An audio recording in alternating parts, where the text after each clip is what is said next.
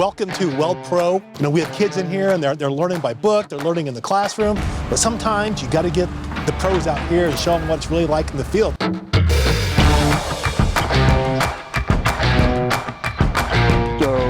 We basically started out with the AutoCAD drawings and their drafting class. We created some prints for the pipe welding that we're doing. We welded out, basically start to finish a real world project.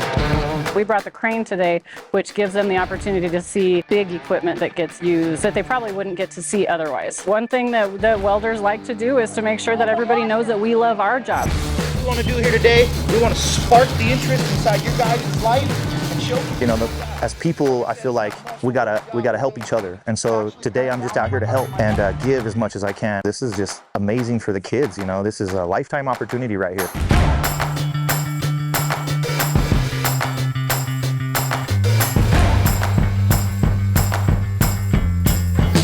All right, here we go.